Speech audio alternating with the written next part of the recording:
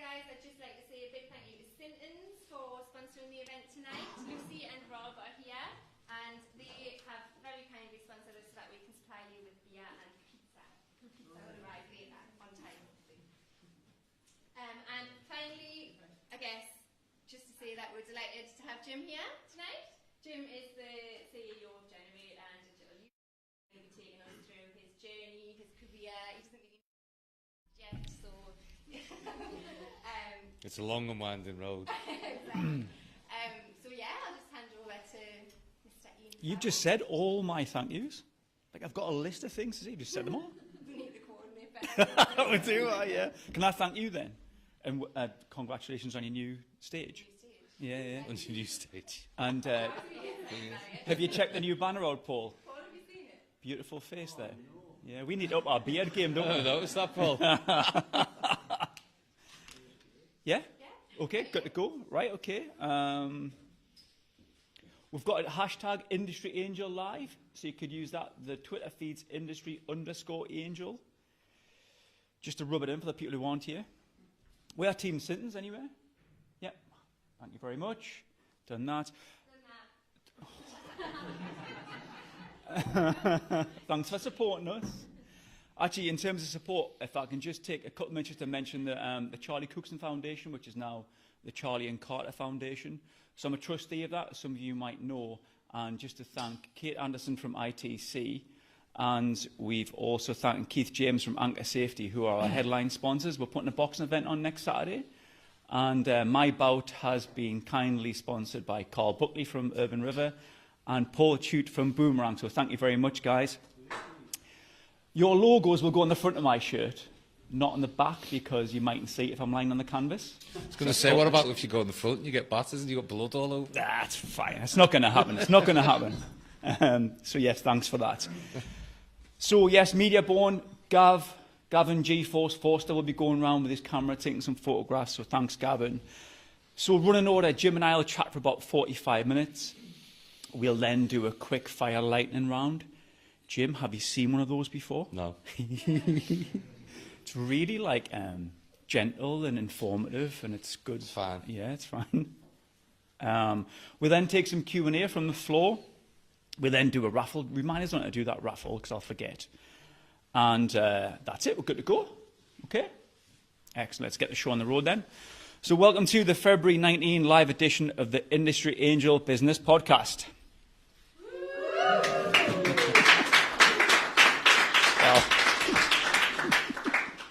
How many times have we done this now?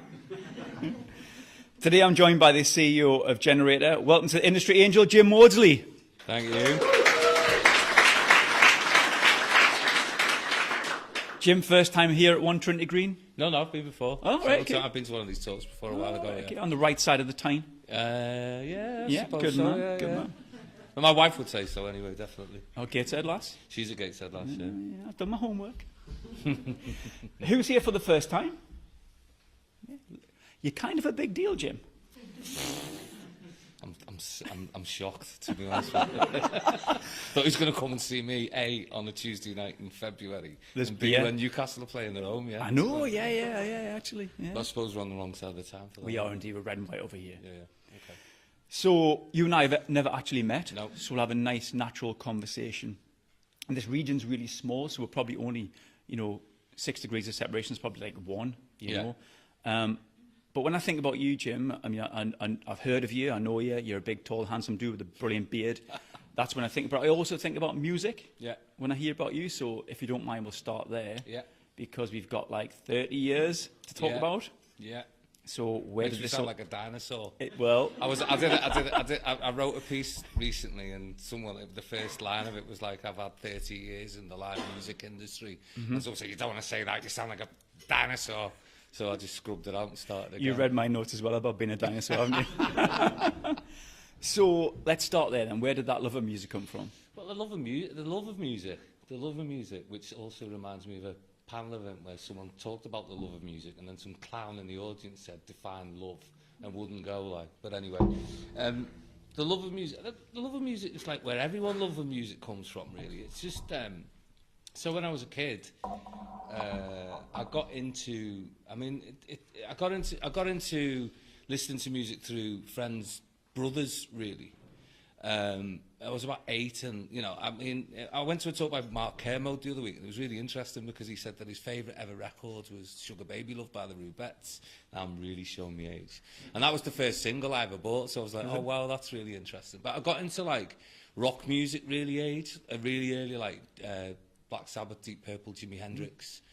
I got really into that when I was about 8, bizarrely enough, mainly through friends, brothers, and stuff like that. By the time I was 11, I was going to gigs.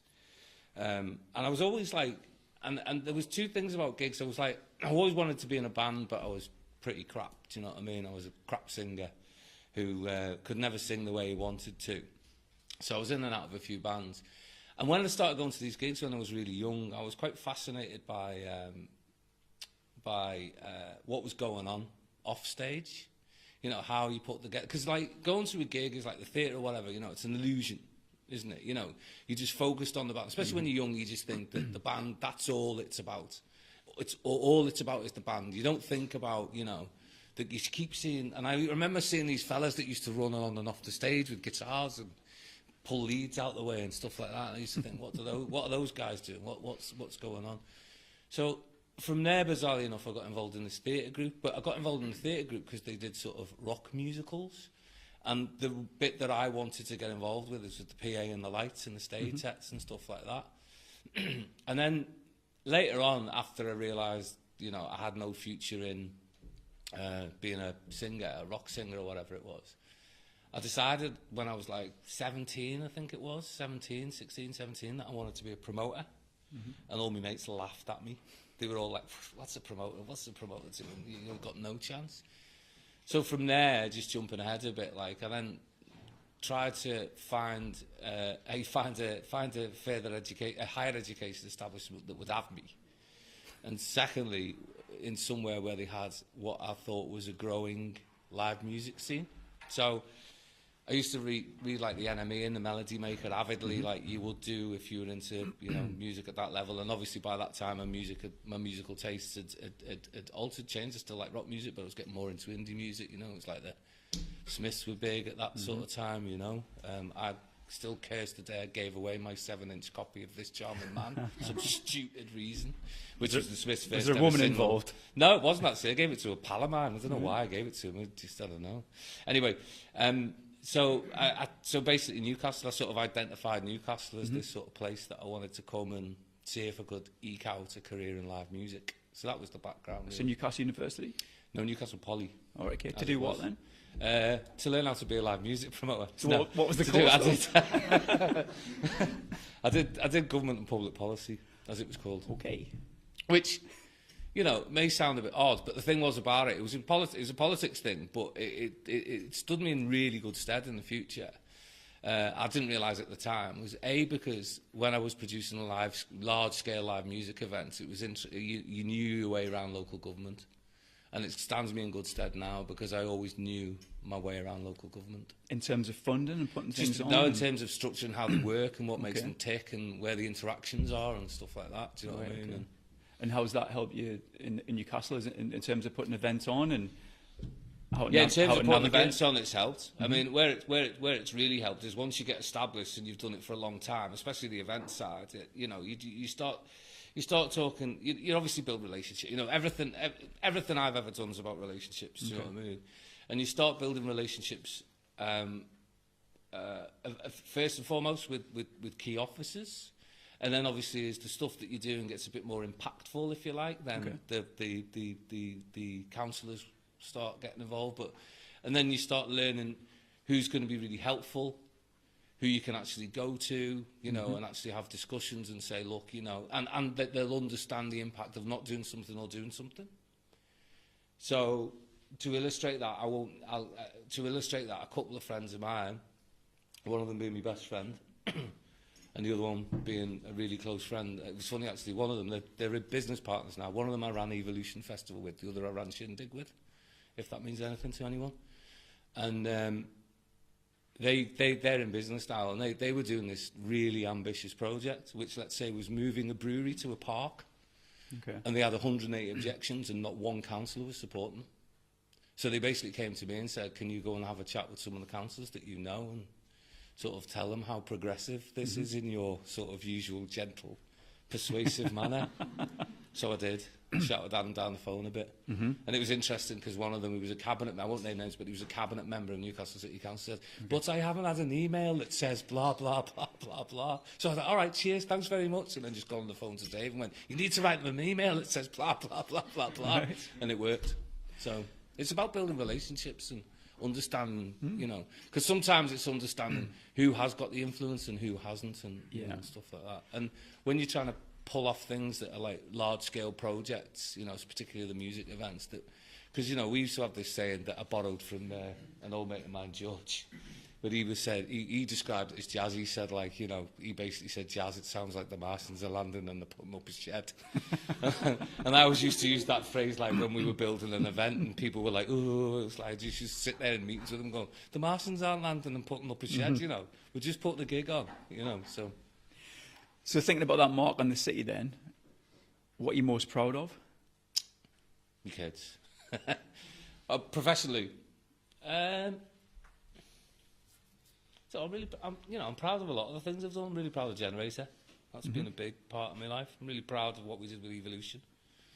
Really proud of, you know, Shindig. They're the three key things, really. Do you know what I mean? And I'm really proud of Generator, the way we've evolved it and the way we've changed it. And I'll probably talk about this a little bit later, but, you know, the way we've gone from music into digital and tech, you know. Do you want to tell us what Generator does and what it is? Yeah, so Generators, we now say that Generator is an organisation that is creative digital business strategists. So everything that we do is everything we do within Generator supports something or an ecosystem or in some ways now a movement, if you like. So basically, Generator originally started as a music development agency. When I got involved in it, it was very much about supporting musicians and trying to find their pathways and identify how they could present themselves to the sort of the music industry, if you like. And then basically I was like, oh, that's very good, but what about the businesses? So we've got this whole side that still develops talent. We still have a very strong, highly recognised around the UK, talent development arm, you know, which we've developed artists that have reached major label status. At some point in their career, we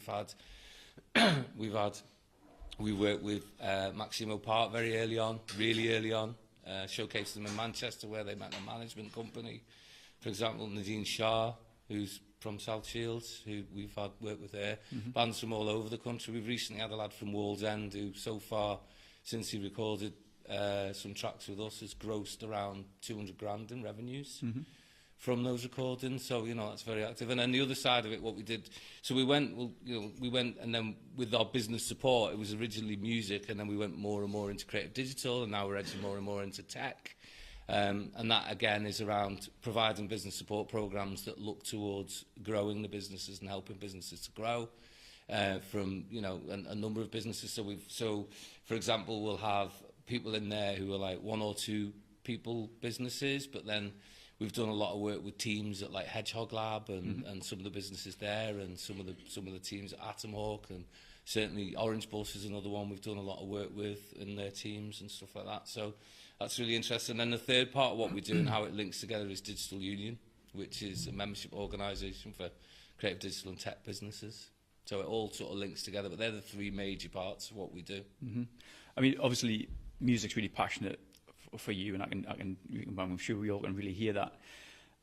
A question I've got is, what have we not done in this region that you would like to have seen from a music point of view, like an event?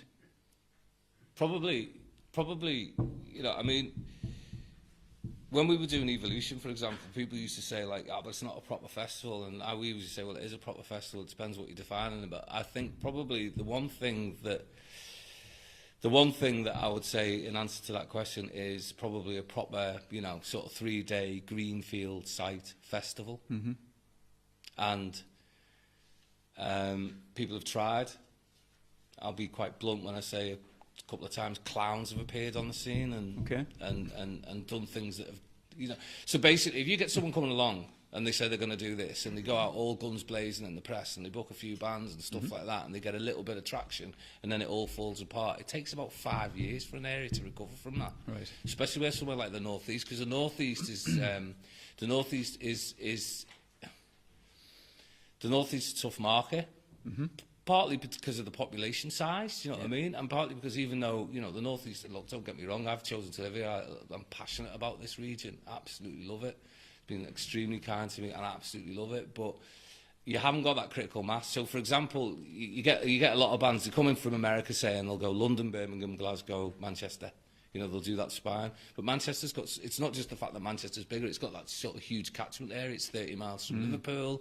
It's, you know, how many miles? 40, 50 miles from Leeds, do you know what I mean? So it's got that big critical mass. And we are a bit out there in terms of population size, so we miss out a lot of artists, and because of that, and because it's seen as, you know, it's quite a hard ticket to sell. It's quite a hard place to sell tickets for a lot of artists, do you know what I mean?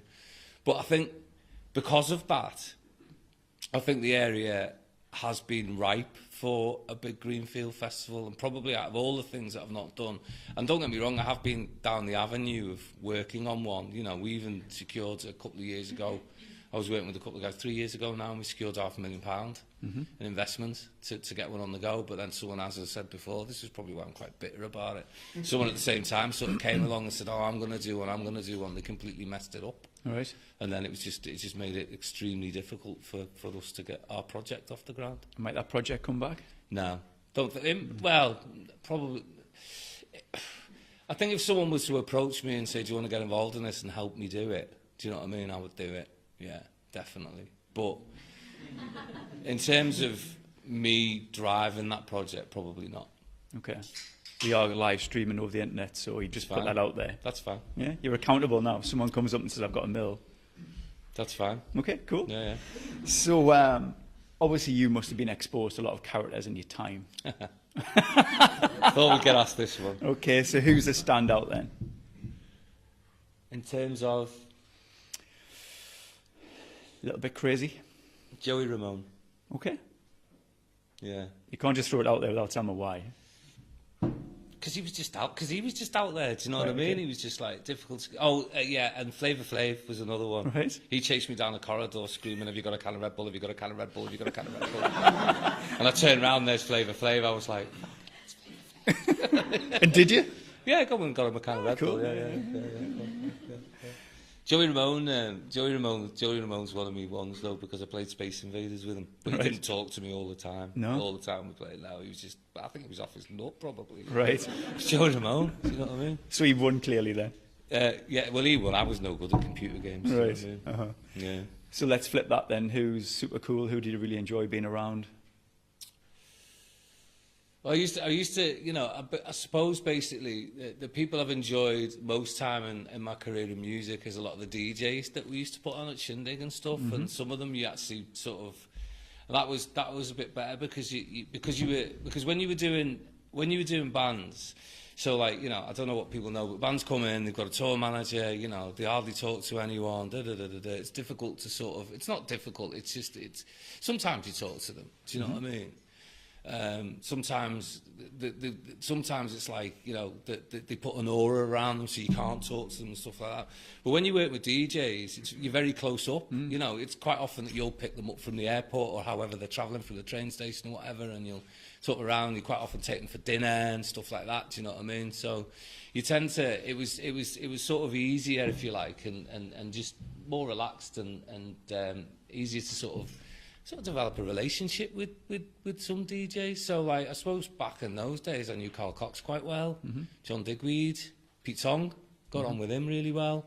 And they'd come up and play in Shindig in Newcastle, do you know what I mean? And they'd always have time, and we'd do that. We'd hang out a bit. We'd go out for dinner and stuff like that, you know. And so that was good. I enjoyed that. You know, I enjoyed that sort of being able to have those sort of, and you know, if you bumped into them at another club, they'd have time for you, and you know, you chat to them and stuff like that. You sort of felt that you were in a circle and you were part of that circle, and there wasn't, even though, you know, you're still paying these guys bloody up to 20 grand, you know what I mean, or whatever at the time. It's more now in some of the cases, you know. You still had you still had that. You could still have that direct relationship with them, or you could still, you know, it was easy to get close to them and be close to them, if that makes sense. Yeah, sure. You dropped a few names there. I thought that's what you wanted me to do. Well, that's cool. Yeah, drop away. But I immediately thought there, if we got his phone, who would be the most successful, biggest artist that might be in your phone book right now? I tend to have relationships more with industry figures. Okay.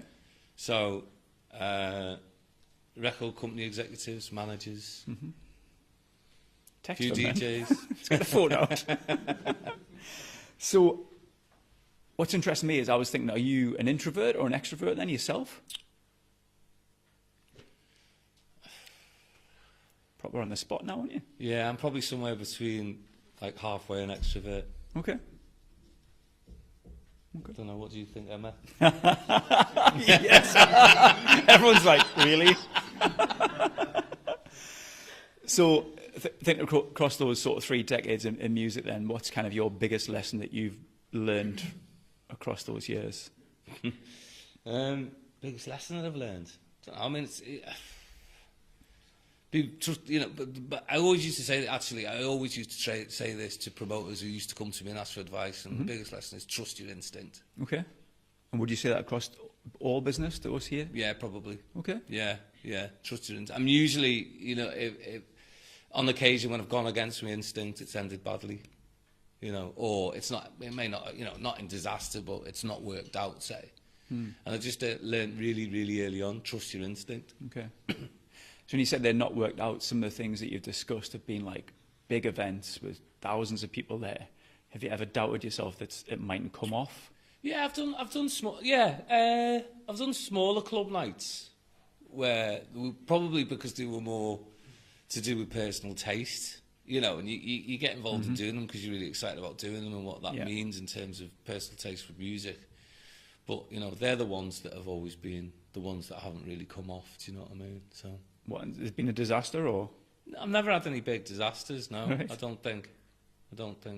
Okay. I mean, you know, I mean, you know, the other phrase that springs to mind about promoting was one that you made, Rob, who did Shindig with, who now is, he's just done that By the River project, Gateshead, and I remember he got me into what he was doing, which was Shindig, because they wanted to grow it, and they felt they needed a professional promoter. I was like, Can't even say it, can you? No. And it was interesting. After a while, he went, Jim, this promoting lark, it's up and down like a tap dancer's wig, isn't it? Which I thought was a brilliant saying that I've used many times since. But I mean, it's what 1 year we did Evolution. I mean, one of the interesting things that people won't know is that 1 year we did Evolution and we made a hell of a lot of money.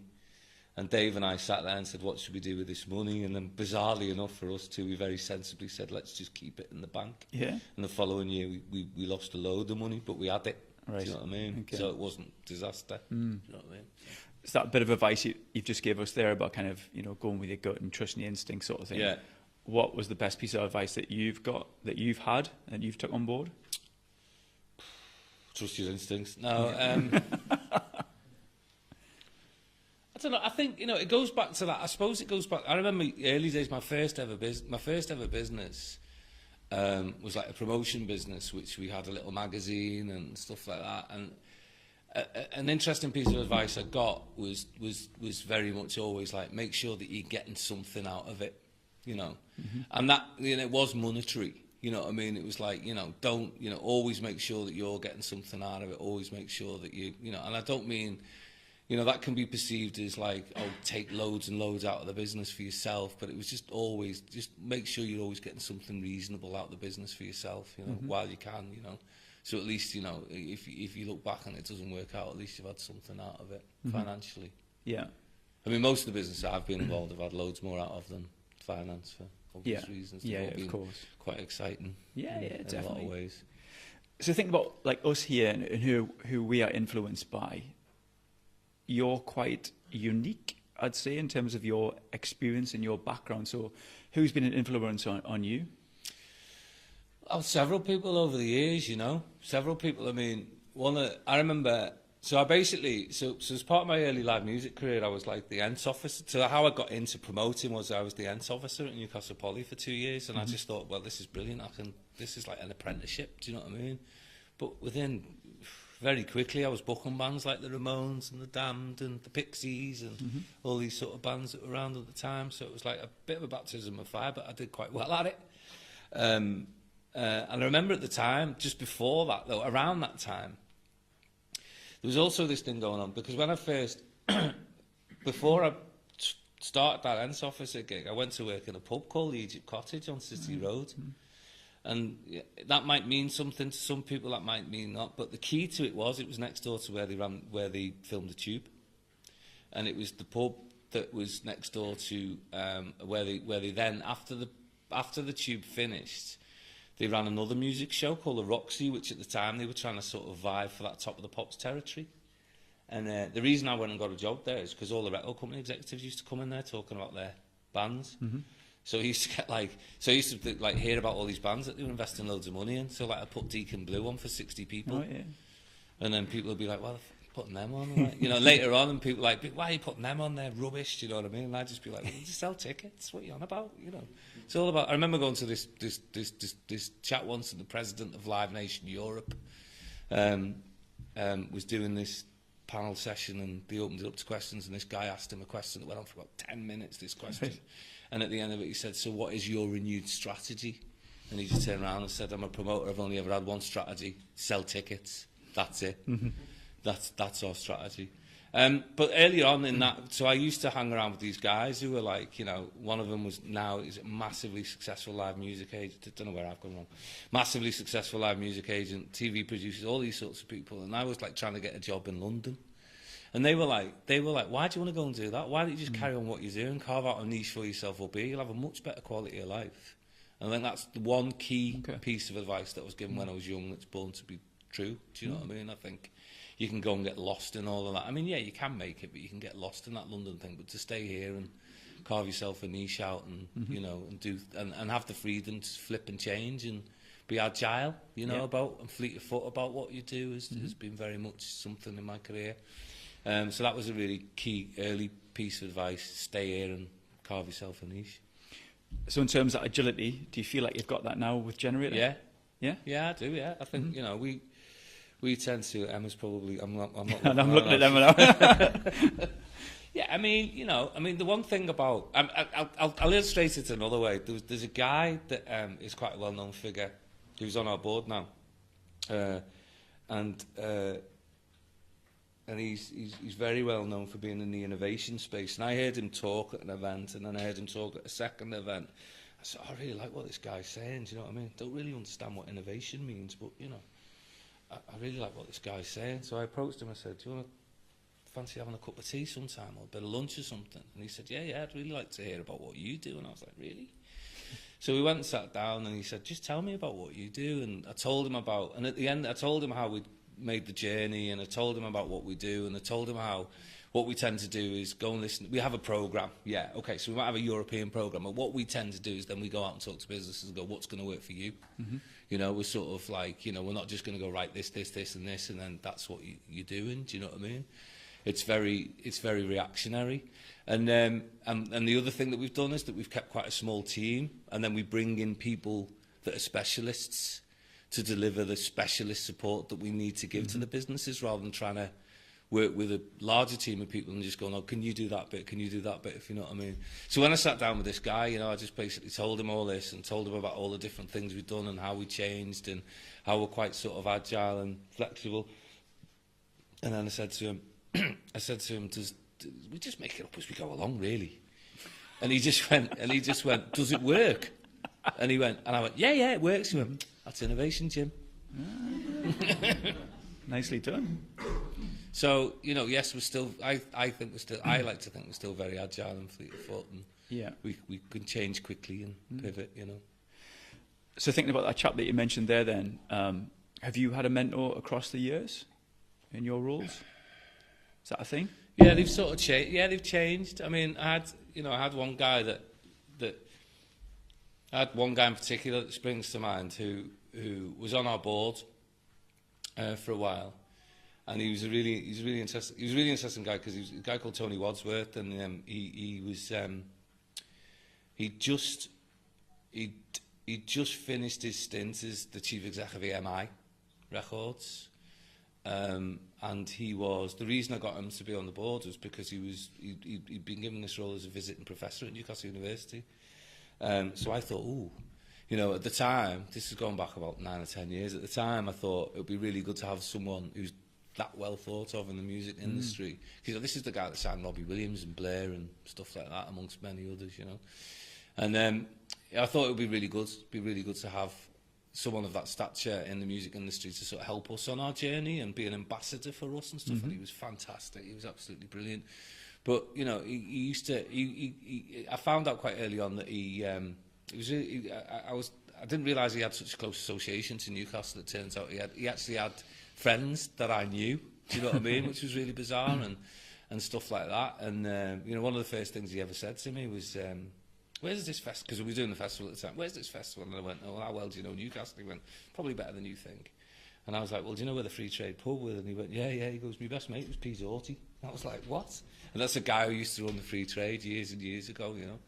And it was just really strange. But he was brilliant, and he took a real interest in me, which was great. And he was a really good mentor, and I learned a lot off him about how to deal with people and how to move forward, and you know.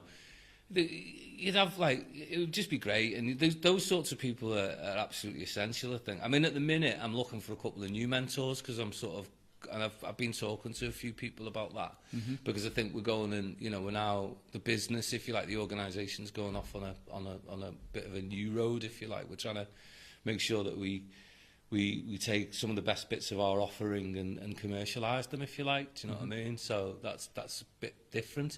But Tony was great. But Tony would be like, you know, he'd have a real complex issue that you needed to deal with, say about an artist that we were dealing with or something, and he'd quite simplify it by going, "Well, you know, you're right, Jim, but do you really want to be recognised as the person who stood in some artist's way over a few quid?" Do you know what I mean? Yeah. Just things like that were just really, really good. Really good. So have you took a mentee then and paid it back? No, never been approached, no. Okay. Never been approached? No. Okay. Never been approached. Don't think I've ever, no. Oh, that's a lie. That's a lie. Yeah, I do actually. I have done, and it's quite an interesting story, funnily enough. So basically, we did this promoter development program in Cumbria about 12, 13 years ago, and there was a couple of kids on it. One of them was 17. The first piece of business advice he ever asked me for was like, he said, "I've booked this band, you know, and I've signed a contract, and I just don't want to do it anymore, and I just need to get out of it, and I'm going to lose all my money, and not that I've got any anyway, and stuff like that. How do I get out of it?" And I went, "How old are you?" And he went, 17. I said, "Just phone him up and tell him you're not of legal age to sign a contract and it's worth nothing." That's brilliant. But the thing I really liked about it is he had the bottle to do it. Yeah. And he did it. Do you know what I mean? Anyway, a couple of years later, the same lad, well, about a year later, he was 18, and he rang me up and says, "We're going to put me and Ben, who was another guy on this scheme, we're going to put a tent on a rugby field, and we're going to have a festival and all this, you know what I mean, for 500 people. It's going to be brilliant." And I was like, "Oh yeah, brilliant, yeah, good luck with that, like, just give us a shout if you need any help." And like, over the years, as they built Kendall Calling, they basically used to phone me all the time, and what was really nice was, like, sometimes you do help a lot of people, and we at Generate help a lot of people, and especially music artists, and they're a bit low to credit it. There's all that mystery around artists that we came from nowhere, do you know what I mean? Really? And and stuff like that, and we didn't really have any help and all of that. There's quite a lot of that, believe it or not, which is why we changed the way we deal with artists, but that's another story. But it was just really good, because they ended up selling 60% of their company to Global Entertainment for a few million quid, you know what I mean? Yeah. And then they rang me up, this is the two things, they rang me up, and he says, "Jim," he says, "what do you think about this deal? Do you think we should take it?" And I says, "Are you going to end up with 7 figures in your bank account by the time you've done the deal?" I probably shouldn't be saying this, but he went, yeah. I went, "Listen, mate, you're effing 28. You can do this twice over and still not be as old as me. Do the deal. Yeah. gift horses and miles are involved in this one, mate. Do you know what I mean? Excellent. So they've done the deal, it's worked out, you know. They still very much run the event. But yeah, I suppose, so I mentored them over a period of like 10, 11 years. They still ring me now and again. And the other part of that was, it was just really nice, going back to that referral thing, is that I picked up a magazine and there was an article about them. Right. And they said, you started really, really young. How did you get through the first 3 years? And they just turned around and said, we had Jim Mawdsley on the end of a phone. Oh, really? Yeah. Oh, and that was just really nice. Cool. So that was really nice. That's good stuff. Yeah. Should have got points off them, though, shouldn't I? Yeah. There was one thing I picked up on there, you said about commercialisation. And what immediately sprung to mind is, and I'm sure that a lot of kind of public sector funding's drying up now. Is that something that's been a challenge for you guys, where you've had to think, okay, we now need to commercialise the business because the funding's not coming through? Is that what you meant by that? Yeah, some funding's not come through, but there has been, yeah, I mean, it'll change with, yeah, I mean, part of it's to do with Brexit, do you know what I mean? Part of it's to do with knowing that we won't have, part of it's to do, knowing that we've run our business support programmes for 9 years or something now. We've just gone into our 4th one, each one's about 3 years long. And, you know, obviously they're European funded, and the landscape's unsure, you know, we keep hearing, I mean, you sit with civil servants now in meetings and they go, shared prosperity fund. I mean, it's not a replacement for European funding at all. You know, because that's the running joke, because I think they think it will be. Do you know what I mean? Yeah. But obviously the politicians won't let them say that, you know. Yeah, I mean, that's partly it. It's partly it. It's partly, you know, it's partly because it gives you, you know, it gives you more freedom. It's partly because I honestly think that there's a lot that we're doing in this region that has been free, and the quality of it, you know, like DU socials, you know, the sort of quality of the speakers that we get for that, Ian, and stuff. Thanks like very that. much. Do you know what I mean? So it's partly to do with like recognising that, you know, we run things of really, really high cost. So one of the things that we did is we just looked at the portfolio of what we did and thought, what are the really, really ones? What are the things that we're doing that are in high demand, and could we charge for those? Because yeah, it's a business model, and it's also partly because I want, you know, I'd quite like to get away from it as much as possible, if you like. Just that reliance? Just A, the reliance, and B, the restrictions. Okay. Do you know what I mean? And the amount of bloody paperwork you have to do, to be quite honest. With some of the funds, anyway. Yeah. No, we have got funders who are very, I wouldn't say they were laissez-faire, but they've been great over the years, and I wouldn't say we're in a continuum. Every 3 years we have to apply for the money. But the money has allowed us, has really helped what we've become, and as long as we're doing A, B, C and D, you know, they're quite happy with what we do with that money. Do you know what I mean? Yeah. You said something earlier on about asking the membership what they wanted, then you just said there, like, what DU are doing and putting you know, events on, and so what kind of things are they? What kind of things have people asked for? Well, I mean, across the piece, I mean, it really it varies really. I mean, recently I was with a business, and you know, they've grown into quite a size, and they've got like a head of talent development. They're not called HR managers; they're called people. Right. One business we met and had a chat with, have got people, head of people and stuff like that. It's quite interesting actually. Talent development. I think talent development is really interesting, because I think more businesses should look at developing talent. Using what's out there through apprenticeships, through the education system. I think more businesses need to take responsibility of finding the avenues themselves, rather than just like moaning about, you know, universities not churning out the right graduates. Do you know what I mean? There's, you know, the businesses that are getting the talent, developing the talent, are the ones that are going into the universities and finding it. So anyway, back to it. So basically, I was chatting to them, and they were like, "Oh, it'd be good to have a HR meetup," and we thought we'd never thought about that before. You know, we just thought, and it's something we're looking into now. Okay. We're talking to some of the members about to see how much of an appetite there is, because I mean, the most interesting thing about this sector for me, one of the most interesting things about this sector for me, is that when we took over Digital Union, we had this data set from KTEC Council we took it over from, and we looked through it, and one of the things that sprung to mind, which is one of the things that helped shape what we have as Digital Union, was that a lot of the businesses were like this, and this is only going back 6 or 7 years, were like 20, and I'm going, well, I know they're 120 now, you know, head count. And what we realised is that obviously this sector has grown astronomically very, very quickly in a very short space of time, you know.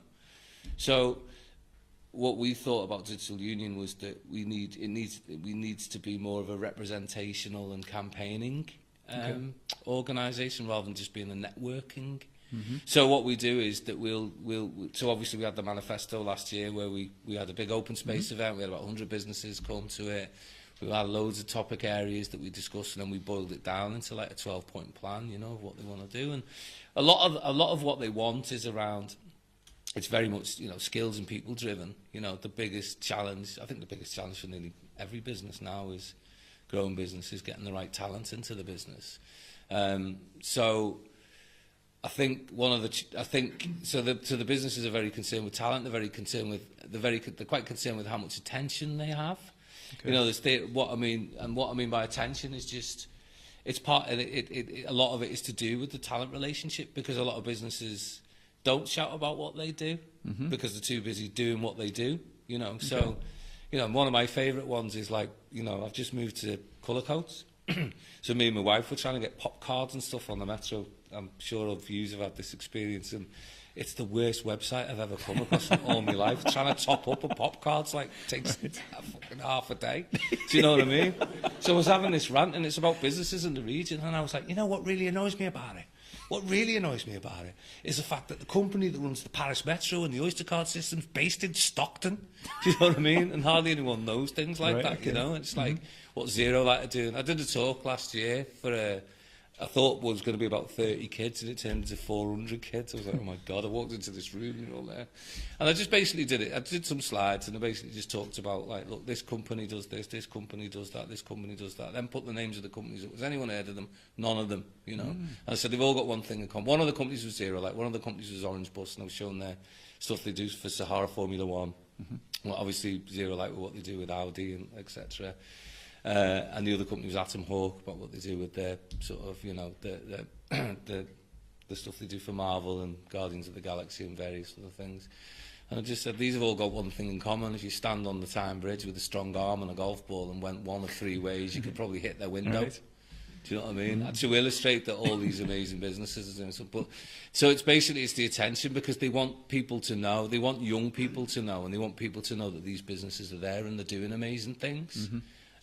So that's a big one for them. And then, you know, we obviously want smaller businesses want us to try and point them in the right direction to get work, to get business, to attract business, you know. So going to put you on the spot a little bit here then. So we've got businesses in the room who are doing some amazing stuff. What can they do to help shout about what they're doing and raise their profile then? I mean, they either need to, you know, I mean, there's a lot that can be done through engagement through social media. As you know, which is one of the reasons why we're doing the DU socials. We believe a lot in that. We had so for example, for us, we had a marketing manager, and she went somewhere else. Do you know what I mean? She went to another job, and then we looked at it and thought, do we need a marketing manager, or do we need someone who's going to lead on engagement and drive engagement for the business? Do you know what I mean? Because we're very community based, if you like. We're not community based, but you know, we think everything that we do involves a community. You know, whether it's we're supporting that community through Digital Union or the business support programs, or we're supporting the music community through some of the events that we do and developing talent. So we thought so I think, you know, spending time on your engagement. If you're a small business, you've got someone in the office who's predisposed to social media, then I would use that. Quite easy to build up followers quite quickly, I think. Sorry, you can see my laughing. How good are you on social media, Jim? Absolutely terrible. I'm sitting in Jim's pendant box on LinkedIn, where I've been there for a couple of weeks now. It's like terrible. Is he trying to tell us something, or does he just not log in? People describe me as a social media voyeur. Right, okay. I have a little look at it, but hardly ever post anything. I've noticed. Yeah. You're a hard man to do research on. So, I think, should we do this lightning round then? We are, Yeah? Paul, my friend, do you have the horn? It never gets boring, does it, asking Paul about his horn? Never ever gets boring. So, what we're going to do is, Paul's going to sound his horn, okay? 60 seconds. I'm going to ask you some questions that your colleagues have provided me. Oh, really? Okay. And after 60 seconds, Paul will sound... Well, at least it only lasts 60 seconds, I suppose. You know what I mean? Paul, it's on you, buddy. Right, 3, 2, 1. Answer yes or no, okay? Which of these items would stay once pushed into your beard? A pencil? Yes. An afro comb? Yes. A toothbrush? No. A small marsupial? Probably. Charlie's trophy for coming second at go-karting? No chance. The office telephone receiver when you put someone on hold? Yes. Okay. What would you rather? Liverpool won the Premier League or Tipping Point became the biggest record label in the UK?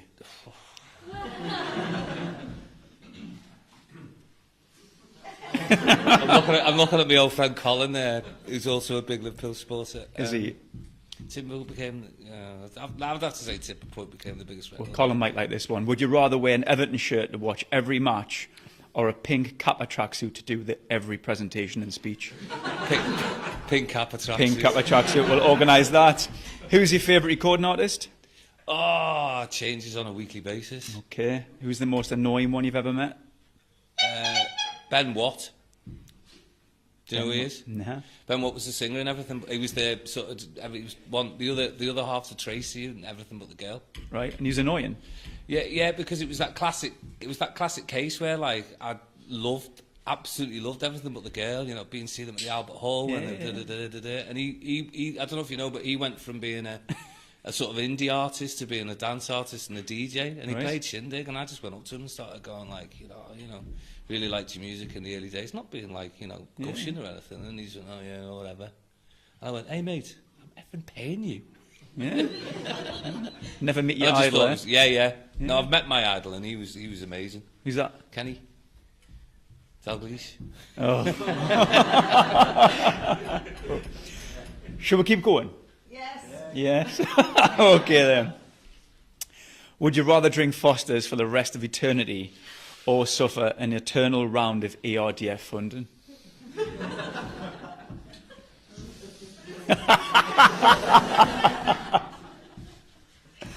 I'm a proper craft beer wanker. That's why that one's in there. Right. So I have to answer that. Get off the pot, man. You're always like, come on. I suppose, drink Foster's. Drink Foster's, okay. You heard it here. Would you rather do Land's End to John O'Groats on a fixed gear bike or run a month-long Brexit Explained workshop in Hartlepool? Do the ride. In Hartlepool? Do the ride. Do the ride? Yeah. Okay, no worries. What do you want your legacy to be? My legacy? I don't know. You know, this is the interesting thing. It's not a very short answer, but honestly, I learned a really good lesson once a while ago, and it's basically like, when I was overdoing it a bit and I was chatting to a friend of mine who is very level-headed and very introspective about himself, and because he's had problems in the past, not that I've got any problems, and he just basically said to me, one day, Jim, it won't say here lies Jim Mawdsley, and list all the things that he've done. It'll just say here lies Jim Mawdsley, great father to his kids and loving husband and stuff like that. And I honestly think that, me kids being all right and sound and happy in their lives will be a good enough legacy for me. I'm sure a lot of us echo them thoughts. That was the questions done, but I've been inspired by Jill from episode 88, Jill from Software City. Yeah. And I don't know if anyone can imagine the question she was asked. It was snog, marry, kill. Remember that question? And it was really funny, so I'm going to throw that at you. And you get your own back. Emma's looking really nervous. Snog, marry, kill. What do I have to do? I've never done this before. All right, okay, well, who would you snog at work? Oh, where?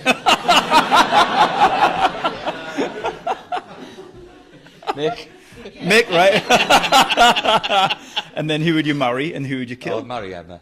Right, okay, you had to get that one out. But then you kill her. And who are you going to kill? Who would you kill? I've got to say someone. Yeah? Some days Charlie. Right, okay. Good stuff. Thank you very much.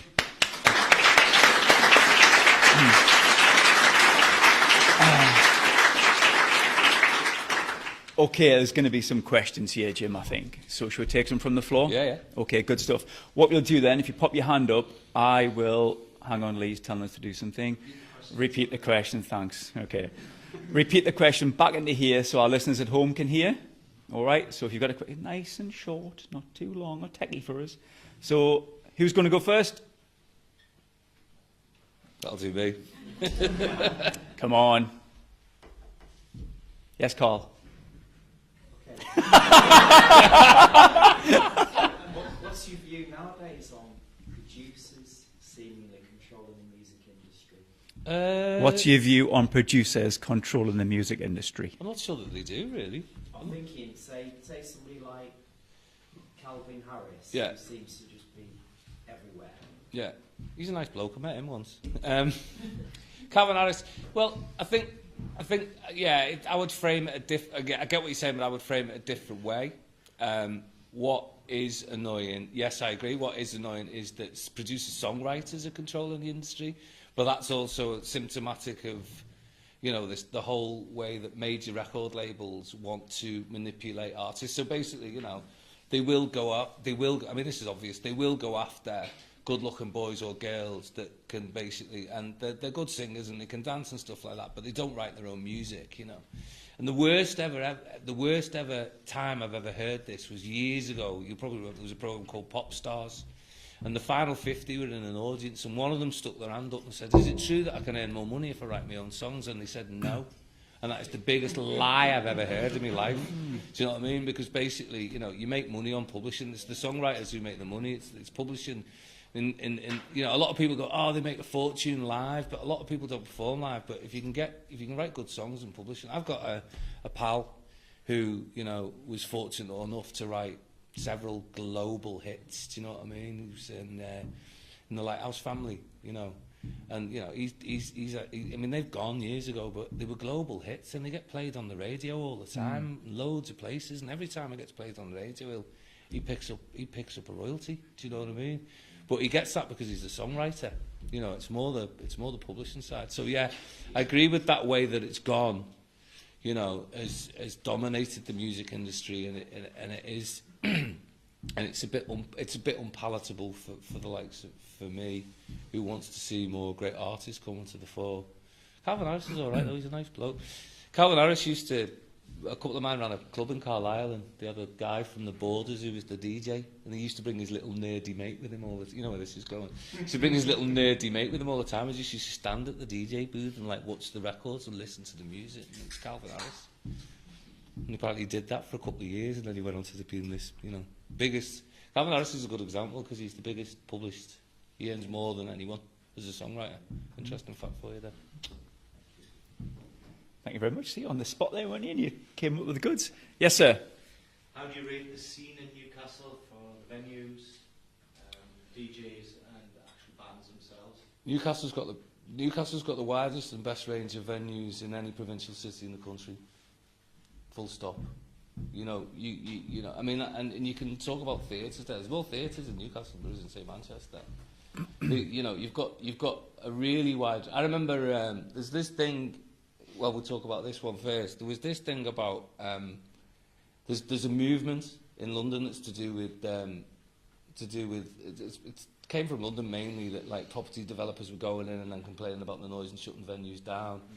And we had a guy up a few years ago called Jeff Taylor, who runs the BPI, and he was asking me about this, and I said there's probably more music venues opened in Newcastle in the last 2 or 3 years than have closed down. Do you know what I mean? It's a really, really healthy scene here for that. There's not hundreds, but the ones that are doing well are doing well, if that makes sense. Despite what I said before about, you know, it's difficult to get bands to come and perform here, you know. And there's some really good, strong promoters doing a lot of good work.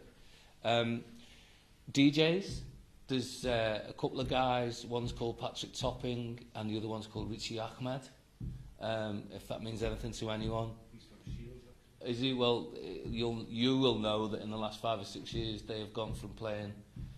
One of them played at Digital and the other one played. It's lost me. Used to be the stage door when I was a kid. If that means anything to anyone. Anyway, you know, and they've gone on. They're truly global superstar DJs now. Do you know what I mean? So you know, in terms of that and. You know, I think there's, I mean, like, as Charlie at work, who always reminds me, you know, there's a really good, solid sort of grime and hip-hop scene emerging in the city. So I think, you know, it shows you that there are opportunities, you know.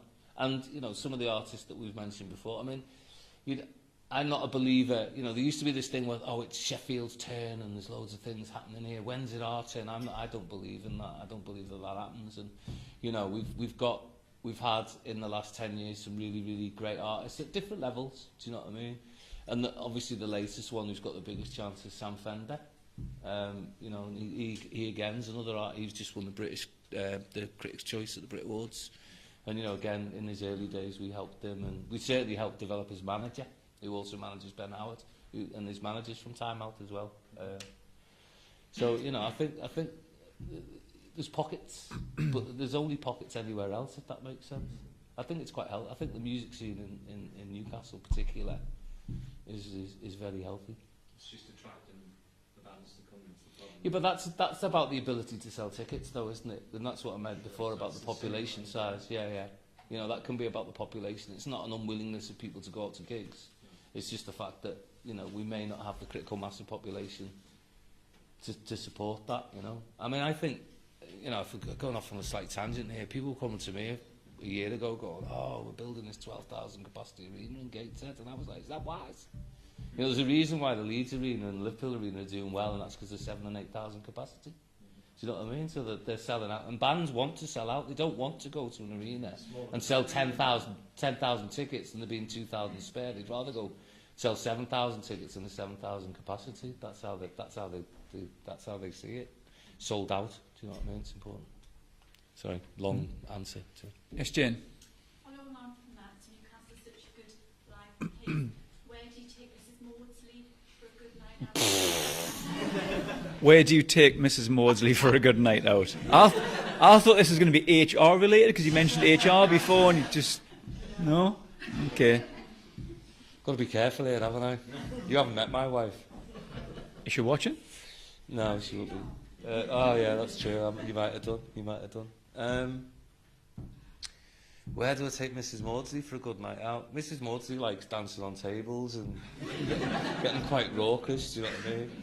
No, she likes the town. She likes a nice bar. Do you know what I mean? I try and drag her to all the places that I like, where I can get me nice good beer. You know what I mean? But she doesn't. But she likes, you know, I'm trying to think where she goes really. Where she goes with her friend. When she goes out with her mum. She goes to places like the Black Garter and stuff like that. Nice. It's like, what do you go there for?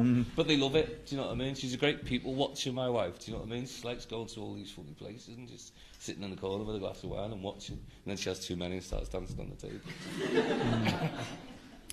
Last time I was in the Black Garter, there was a guy sitting there. You've been in the Black Garter? I've been in the Black Garter. There was a guy sitting there, and next to him was a big sack of compost. And I said, "Can you have your chair?" He said, "No, I'm using it." Okay. I can believe it. Anybody else? Question for Jim? Yes, Mark? If you had the opportunity to pitch to a TV company or a reality show in the North East, what would it be? Oh God. If you had an opportunity to pitch a TV show about the North East, what would it be? A reality show. A reality show. Not that we need another one of those. Do you know you know about this, don't you? So basically, I don't know if I'm not going to answer the question. Well, I will answer the question, but it's really interesting because I did some work scoping some sites out for MTV once, and there was one of the guys on it was on the original production company for Geordie Shore, you know, and he basically said the whole idea just started in a room going, how can we emulate something like Jersey Shore or something like that? And someone just went, Geordie Shore, let's do Geordie Shore. And that's where it came from. It's just like that idea in a room, do you know what I mean? And I think it's something like, someone told me it's like the biggest reality TV show in the world or something now, Geordie Shore. Like, unfortunately, yeah. It's crazy, do you know what I mean? What would the reality TV show? I'd always, to be honest with you, it's probably a bit selfish. I'd always like to do something that was about the life of a band or something like that, you know? When years ago, not so much now because the books are a bit dated now, but when people used to come and work with me, I always used to recommend 2 books, and one's called Powder. It's written by a guy called Kevin Sampson. I don't know if you've ever come across that book. It's quite thick, and it's basically it's a story of a band who goes from being just a little band playing tiny little gigs to being, you know, multi-million selling. And the powder reference is quite obvious. You know, the singer just goes off the rails because he's taking too much powder. And you know, so I've always been really interested in that development side, and I think that would make a real backstage, fly on the wall sort of documentary about, say, a band from Newcastle sort of going through the paces and developing the career. I think that would really attract me, I think. Well, the Great British Brew-Off. The Great British Brew Off. I'll leave that one to Dave. I'll leave that one to me mate Dave. Jack, did you have one? Through the social, particular _Deb, do you have any political ambitions? Do I have any political ambitions? Political ambitions. No. There you go, Deb. I'm only laughing because there was a couple of people who were trying to persuade me to stand for mayor the other week. I was like, you're kidding, aren't you? I'm surprised I've gone this long with only That was from Deb McGoggle, by the way. Oh, was it? Yeah. Oh, right. Yeah. No, Deb, I haven't. Okay. Thanks for asking, though. Anybody else? Yes, Paul? What's your other book? Oh, sorry. That's an even better one. It's called Kill Your Friends. And it's basically about an A&R guy who basically plots his way to, he's basically, it's about his career in A&R and signing records. It was written by a guy who used to be an A&R guy. It's called Kill Your Friends. Kill Your Friends is a brilliant book, absolutely brilliant book. And what was really good about it is it's so far-fetched when you read it. But I know loads of people in the music industry bought multiple copies and gave them to their families and said, this is what it's like. And it starts off with that thing of I'll probably paraphrase it, but there's a William S. Thompson quote about the music industry, and it basically goes on about where pimps run free and devils and this, that and the other, and good men die like dogs, and then at the end of the quote it says, and then there's the unpleasant side. And if you get under the skin of the music industry, it can be quite ruthless, really ruthless. And people do just climb over each other to find success, which is... Do you have a question here? I just wanted to know, are you what's your company set up as? Is it a social enterprise? That's a good, interesting question. We to make this ourselves. No, it's just a company limited by guarantee.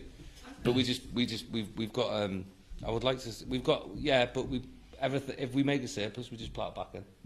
So how when you said some people are on your board? Yeah. Is that just because you want them? Because you wouldn't need that if you were a limited company. Yeah, but everyone on my board is on my board because they can help the company or help the direction of what we're doing. But they are all directors of the company. Right, so do you own the company? No, I don't know who owns the company. It's a good question. It's one of these. You know what it is. Generator's been going since '91. It's been going for quite a long time.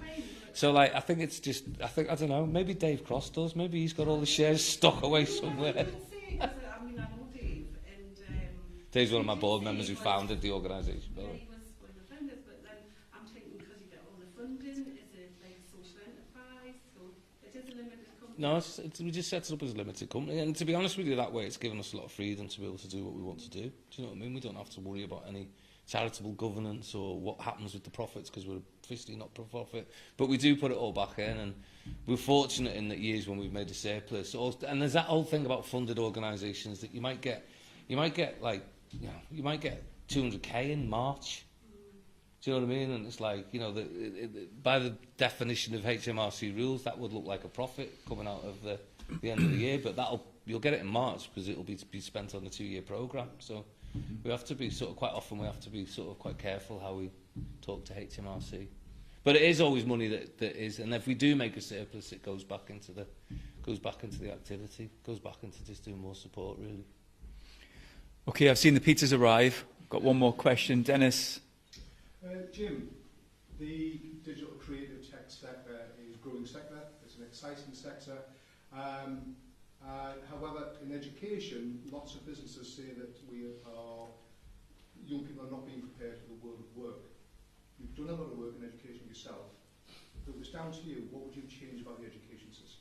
I think one of the challenges I was talking to someone in the education system about this the other day. I think one of the challenges in the education system, to be honest with you, is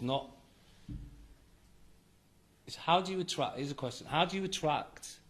So basically, there's two sides. So basically, we all talk about coding, and I would talk about the creative process is just as important. Because basically, it's like this question. I was having a chat with David Dunn the other day, who's the chief executive of Sunderland Software City, who I know you know, Dennis, and basically it's like, Zero Light, are they a tech company or a creative company? The creative company, to me, I think they're a creative company. They're a creative digital company, I would say, rather than being a tech company, even though a lot of what they do is quite deep tech. Do you know what I mean? So it's like basically it's those two sides. So that's one issue. Do you know what I mean? And it's not a fault of the education system. I think yes, there needs to be more done to make sure that a lot of the sort of stuff that we need that's going to feed the talent pipeline needs to be put into schools. But I think the biggest challenge is for the education system. It's hard enough to get developers into the companies that are going around. I'm sure people who've got businesses near find it absolute nightmare getting good staff in. So how the hell are you going to get people to go into schools and teach it then to a good quality? I think that's one of the biggest challenges in all of this, in this talent pipeline debate, if you like. I think that's possibly for me the biggest challenge. Do you know what I mean? Did I answer the question? Didn't I? Okay, Jen, do you want to do the raffle later, or do you want to do it now? No, she's doing it now. She's come with the bars. Uh-huh. You can do that. This is a morning with Ian. There you go. Scott McGowan. Commiserations, Scott. Sorry.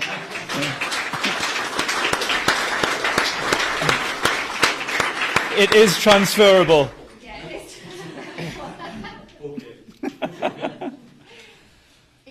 I'm done. I'd just like to say thanks to Jim. I mean, that was really open and honest. I really enjoyed that. I'm sure you guys did as well. So thank you so much for Jim. Thank you.